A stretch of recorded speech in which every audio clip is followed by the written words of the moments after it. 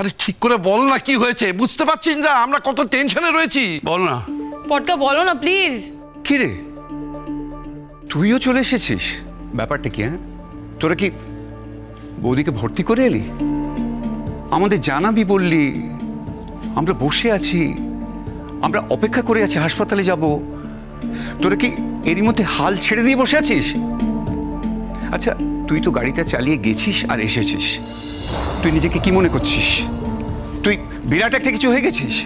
আচ্ছা, বড় বৌদিকে কি অ্যাম্বুলেন্সে নিয়ে এসেছিস নাকি না তোরা চলে এলি আর অ্যাম্বুলেন্স আগে চলে গেছে?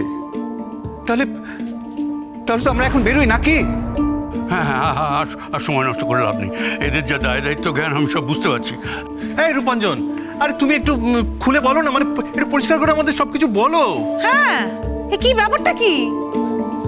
কি বলবো আর, হ্যাঁ মানে কিছু বুঝতে পারছি না, কিছু ভালো লাগছে না, মুখ থেকে সরছে না।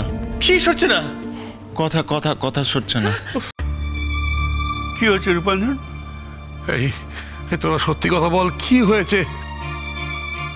রূপাঞ্জন, কেন তামাশা করছো বলো তো? আমাদের সঙ্গে এরকম করে তামাশা করো না রূপাঞ্জন। তুমি কেঁদো না না না, আমার কথাটা শোনো। কাল থেকে খাওয়া নেই, দাওয়া নেই, আর কিন্তু পারছি না রূপাঞ্জন। চিন্তায় ভাবনা আমরা প্রত্যেকটা মানুষ অস্থির হয়ে গিয়েছি। দেখো দেখো, একবার তোমার জ্যাঠাইয়ের মুখের দিকে তাকিয়ে দেখো, তাকিয়ে কথাগুলো বলো তুমি। হ্যাঁ, বাবাকে দেখে বুঝতে পারছো? হ্যাঁ, বাবার মধ্যে কি চলছে? এই মানুষটা যদি অসুস্থ হয়ে পড়ে, মানুষটাকে কিন্তু রক্ষা করা যাবে না। রূপাঞ্জন, বলো না বাবা, কি হয়েছে একটু বলো না খুলে। উফ, আমি তো কিচ্ছু বুঝতে পারছি না। আমাকে একটু খুলে বলবে বড় মা কি একটু ভালো আছে? বড় মার কি আর ভালো থাকার কথা গুনগুন? কি বলছো? তাহলে তোমরা এরকম নিশ্চিন্তভাবে কিভাবে বসে আছো সেটাই বুঝতে পারছি না। একটা সময়ের পর মানুষের হাতে আর কিছু থাকে না গুনগুন, সবটা ঈশ্বরের হাতে চলে যায়। উনি যখন দায়িত্ব নিয়ে নিয়েছেন, আমরা আর কথা বলে কি করব? কি কি বলছিসটা কি তুই? নিশ্চয়ই মাথা খারাপ হয়ে গেছে, আর সেই সঙ্গে সঙ্গে জামাইটারও মাথা খারাপ হয়ে গেছে। কিন্তু আমার বাবিন কোথায়? বাবিন নিশ্চয়ই হাসপাতালে ওর বড় মার কাছে আছে, নিশ্চয়ই বড় মাকে ছেড়েও জানি, ও হাসপাতালেই আছে বাবিন।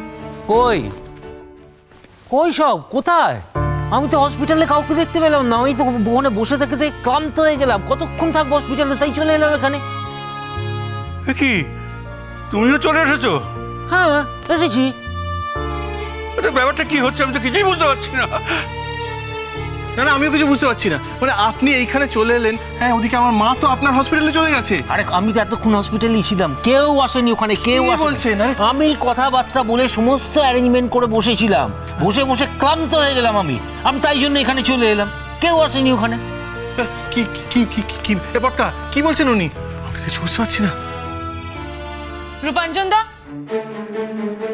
শোনো তো, এদিকে এদিকে আমার সাথে।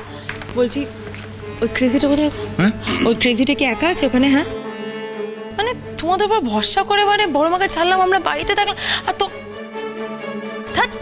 দাদা ভাই, বৌদি ভাই, চলো আমরা বরঞ্চ যাই, জানো তো, মানে আমরা এখানে বাড়িতে। আর ড্যাডি, তুমি এখানে চলে এলে, হ্যাঁ, বড় মাকে একা ফেলে। কত ভরসা করেছেন তোমার না একদম এখানে আসা ঠিক হয়। তুমি ওখানে কাউকে রেখে এসেছো তো? হ্যাঁ, মানে বড় মা একা নেই তো, কেউ আছে তো বড় মাকে দেখ। তারিকা, আমি বরঞ্চ ফোন করি। হ্যাঁ, ফোন করি আমি বড় একটা। সেই যা ব্যবস্থা হয়ে গেছে। আর আমি কি সবসময় হসপিটালে গিয়ে রোগী ভর্তি করি নাকি? ড্যাডি, তুমি কি বলতে চাইছো? হ্যাঁ, যে তুমি রোগী ভর্তি করো না? আচ্ছা, মানলাম তুমি করো, কিন্তু সব রোগী আর বড় মা এক হলো তোমার কাছে? না না, আলাদাই বা কিসে? রোগী তো রোগী, সব রোগী আমার কাছে সমান। এবং আমি একজন ডাক্তার, আমি সব রোগীকে সমান চোখে দেখি। এ ব্যাপারে আমি একদম নিরপেক্ষ। নিকুচি করেছো তোমার নিরপেক্ষতা। হ্যাঁ, আমি তোমাকে পই পই করে বললাম যে বড় মাকে ছেড়ে তুমি হাসপাতাল থেকে নড়বে না। তুমি এখানে কেন এলে? তুমি একা একা ছেড়ে কেন এলে বড় মাকে? আরে আশ্চর্য, আমি কি করবো? কতক্ষণ হাপিত্তাস করে ওখানে বসে থাকবো? আমার কি অন্য কোনো কাজ নেই? ঠিক আছে, মানলাম তোমার অন্য কাজ আছে, তো অন্য কাজই যখন আছে তো অন্য কাজে যেতে, এখানে এলে কেন? কৌশিক, তোমরা কি হাল ছেড়ে দিলে? না না, তোমরা কি চূড়ান্ত কোনো খবর পেয়ে গেছো? চুপ করে থেকো না, বলো কৌশিক, বলো। আমি তো এই টেনশন নিতে পারছি না। আর তোমরা তো এরকম অবিবেচক নাও, আর পটকাও তো কোনোদিন এরকম অবিবেচনার কাজ করেনি। বলো না কৌশিক, কি সত্যিটা বলো। ভাই পটকা, ঠিক করে বলো তো ব্যাপারটা কি? এই তোমার ভীষণ ক্যাজুয়াল দেখাচ্ছে, কি একটা গা ছাড়া ভাব দেখছি তোমার মধ্যে। ঠিক করে বলো কি হয়েছে? বৌদিকে একটু ভালো আছে? মানে সেক্ষেত্রে মানে বৌদিকে কি বাড়িতে রেখে চিকিৎসা করা যায় নাকি হসপিটালে রাখতে হবে?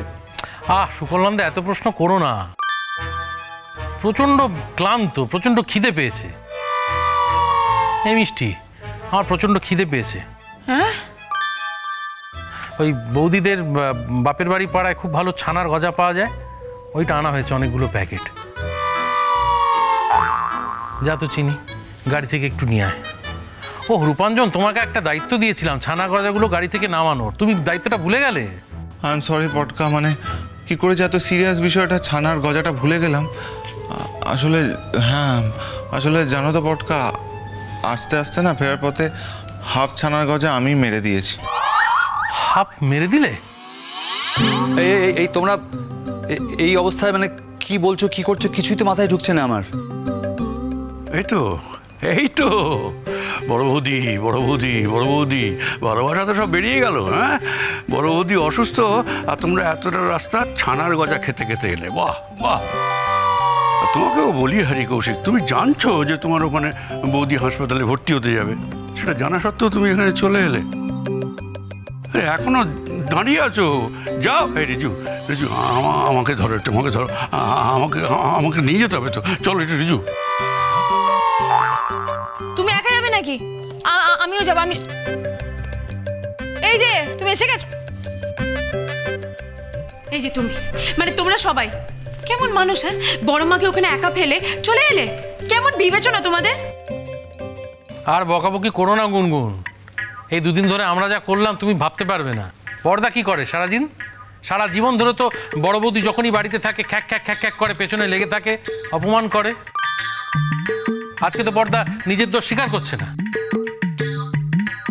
আমি জোরহাত করে স্বীকার করছি, বড় বৌদি একবার বাড়ি ফিরে আসুক, আমি আর কোনোদিন তোর বড় বৌদিকে হেলাচ্ছেদা করবো না। আমি আবার মাথায় তুলে রাখবো।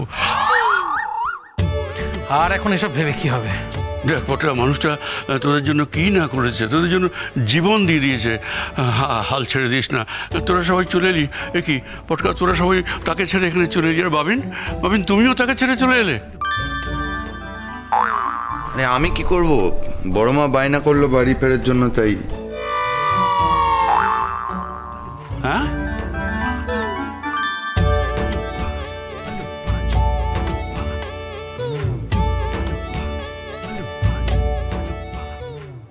দিদি,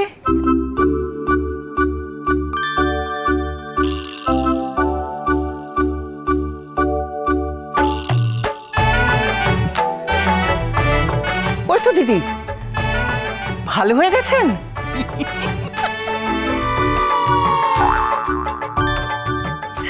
ভালো হয়ে গেছি।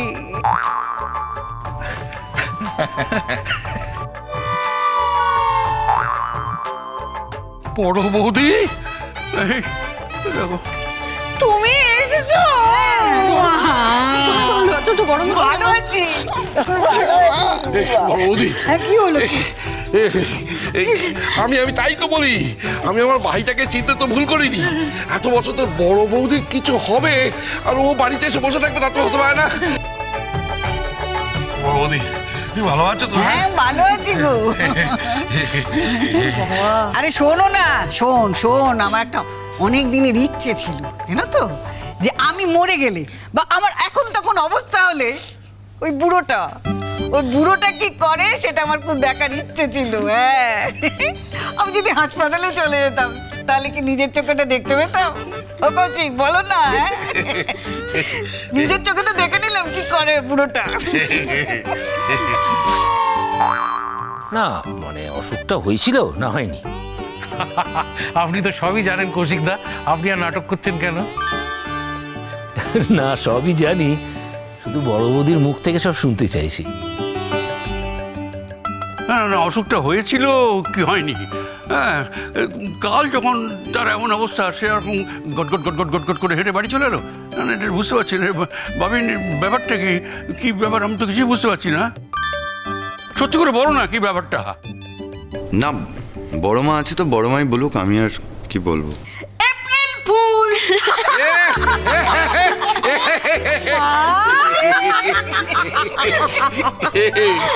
তুই কি গো?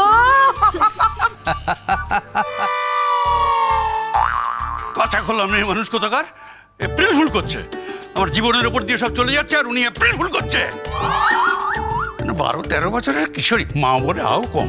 খবরদার, খবরদার বলছি, তুমি আমার সঙ্গে এভাবে কথা বলবে না, বলবে না আমার সঙ্গে কথা এভাবে, তাহলে কিন্তু আমি আমার বাবার বাড়ি চলে যাবো। যাও, যে চুলে খুশি ইচ্ছে সেখানে চলে যাও। যাও। কি? যে চুলে খুশি? তুমি যাও, তুমি যাও, তোমার যে চুলে খুশি তুমি চলে যাও। আমি যাবো তো, যাবো যাবো যাবো, আমি আমার ইচ্ছে মতো চলে যাবো। এরকম মহিলা, এরকম অনাসৃষ্টি মহিলার সঙ্গে ঘর করার থেকে না করা অনেক ভালো।